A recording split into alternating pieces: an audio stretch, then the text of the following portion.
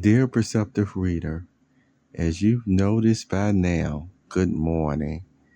James Poeartistry is not only my creative platform, but it literally is me, and it has a wealth of treasures of ideas still stored secretly, if you will, in my mind. You know, for a lot of us, we used to use notebooks, or we may still use notebooks, which has now gone into the digital form. Uh, they have these writing pads now, technology wise, where you can have a little stylus. There's several brands of them out there where you can write your thoughts down and they can quickly be transferred to any of your other storage facilities and your computers. I mean, they're just wonderful. Now, I do not have one of those, but I want you to know they are out there and they have encryption, etc., etc. Even though you know the AI can get around that as well, but all the same, my encouragement to you is to uh, continue writing, developing your poetry, etc. And so with James Poole Artistry, it's also who I am. I've had still ideals rolling around in my mind that I've had for years. And so I already know exactly um, what I will do with my resource in my mind. You know, I think of even people uh, or person specifically here or there of what I'm doing or what I will do. And even to this day, you know, it can have been many years and decades gone by. If the resource comes, then the resource comes. Uh, if what I requested is still going on, you know, decades plus, if it doesn't arrive, it doesn't arrive. Just one thing for certain, I like to emphasize, at least in times past, Jehovah God.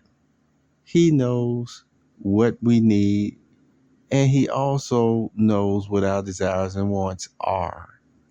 And he's not stingy. And just that in this period of time that we're living in right now, you know, sometimes the hold up in your gift or receiving or what have you, it has nothing to do with what you may say or what you won't say or what have you. God is a parent, and he already knows where we're at in our heart. And there may be other forces at times to just try to make you feel like you're just not doing this right or that right. And I'm here to tell you today, sometimes that's the situation, and sometimes it is still an opportunity for these other persons to really readjust their thinking on trying to put a criterion on this person or whether you're going to treat them humane or not. You know, in Matthew chapter 25, where Jesus actually separated people to his left, his right, sheep and goats, if you will. The people who were separated to his right, if you will, spiritually in heaven, in his mind, in God's mind. Uh, the situation was that they were generous. Uh, they saw a need, at least in this illustration or prophecy, if you will. They just saw a need of another human being. Didn't really know whether the human being was special or not. See, the way they responded to Jesus, they didn't know whether that human being was special or not. But they had an opportunity to actually give them something to eat, something to drink. And here are some of my extended thoughts on that, because the illustration didn't go into talking about money or wages or what have you. The only thing that I'm going to say is, you know, it applies there too. principally, it applies there too. And so I let the ones who, continue to elaborate on matters to explain principally how it may apply. But uh, the reality is the Holy Spirit helped reveal to many of us already. So I say again, it's just a condition of the heart to already see it. That when I tell you, no matter what a person's lot is in life, you know, it's a shame on one sense that I know some people, the reason why they feel justified in being stingy and even, you know, cruel and hurtful, all in the instance of saying somebody owes something, that they'll withhold even basic necessities if they could.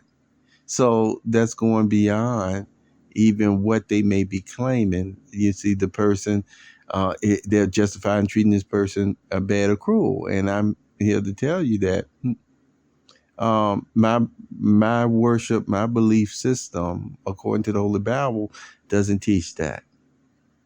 And so that's why I bring up the example of even Jesus talking about his brothers. Women are included in that as well. See, and yet, see, all he said was, "You gave him something to eat. You gave him something to drink. You gave him." Look, I'm saying these are my words. You gave him a coffee or something of that nature. You see what I'm saying? So this is all I'm just going to say. God does sometimes still not give his gift at times because he's still just looking at the people's hearts and the way they respond and the way they look at your condition and respond to it around it, because he already know that we have eternity to live. So sometimes it's like, as Proverbs will put it, and there was other accounts or illustrations given of generosity and hospitality, where the person ends up saying, well, you just hold this to my account. You see what I'm saying? In other words, whatever is needed, you take care of this now. There are illustrations like this, and the person who was asking you to do this good deed was saying they were going to repay you. And then there are other times where persons have asked others to actually do something as well. It doesn't have to be just food. It doesn't have to be or water. See, it is still being generous, compassionate enough to give somebody something good. And that's what the Bible also says, that do not hold back good from someone who is owing.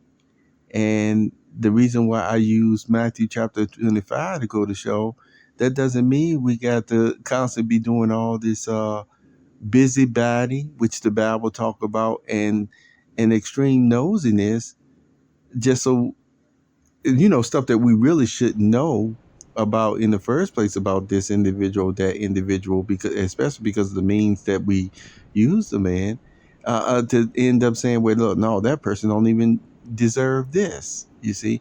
But the whole point is, if you didn't already break physical and spiritual laws and principles from God, then you wouldn't have known that anyway. And I know it could go deeper, why people continue to justify, well, we still know this, well, but see, that's my whole point. That is my whole point I've been making all along.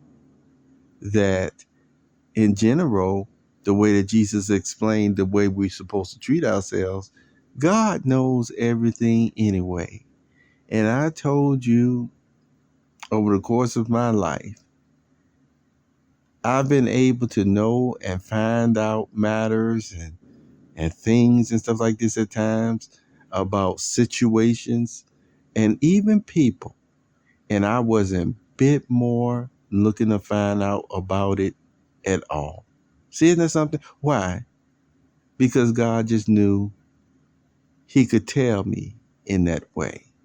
He just knew he could reveal it in this or that way without me breaking any of his spiritual commandments, if you will, or ethics of, you know, being a busybody into somebody's life, you see.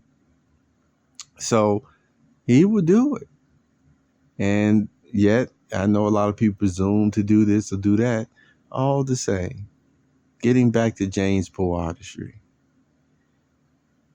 the trade secrets, that podcast that I wrote about, that I talked about, it is still in effect. It is still in effect. Okay. If you want to listen to that again. And so continue to be assured all the forward movement that I do with my website every day and writings of this and that, again, if I already have, still from years past, uh, something that I got focused on, whether it's on paper or not, you see, then I still have it. I still have it in my mind, for this window of time that I'm in. Not windows of time from the past with different situations, but this is a new window of time that I still have, and I have what resource that I'm still just going to use it for. And if anybody else want to talk about it, then reference my Trade Secrets podcast. You can reference my buymeacoffee.com/James Poeartistry, and you can get the respectful, professional dialogue, started. Okay. Take care of yourself.